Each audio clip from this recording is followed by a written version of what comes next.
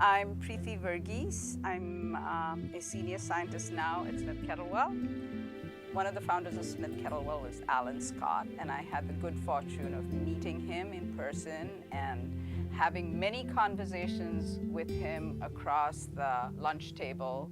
And I got to know the story behind Botox, and it's actually a really nice story. So both Alan Scott and Art Jampolsky are very famous strabismologists, that is, people who work with strabismus, which is the deviation of eyes that sometimes happens. And people come to these strabismologists to fix this deviation. And why do eyes deviate? For many reasons, but one of the things that these eye surgeons try to fix is imbalance of muscles holding the eyes in place. So if one muscle is too short and the other muscle is long, then the eye will be pulled towards one side.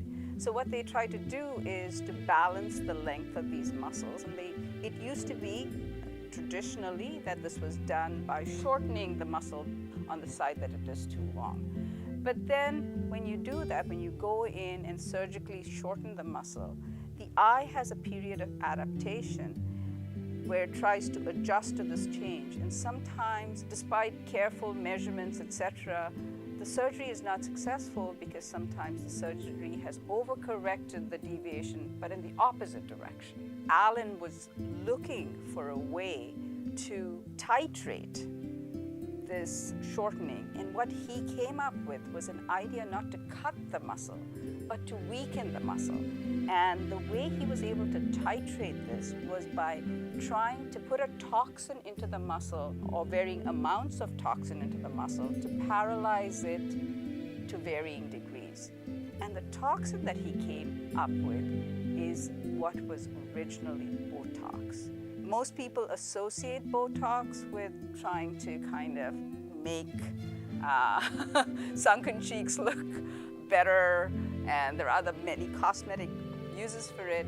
But its original purpose was to very precisely try to estimate how much a muscle strength needed to be adjusted to get the eye in alignment. So Alan Scott developed this. It's called botulinum toxin, actually. That's what Botox's full form is. And he told me how, when he first developed it, he tested it out on himself.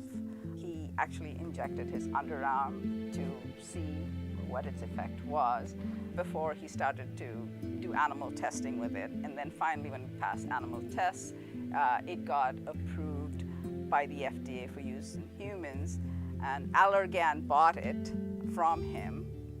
I can't remember when, but then they popularized its use not as something to straighten eyes, but for a completely different purpose. But Alan Scott was wonderful because he was trying to address the problem that surgeons faced, which was when you try to correct this deviation, you can't really correct it by surgery. So he was looking for a way where you could carefully titrate how much you should adjust the muscle to get the eye to align.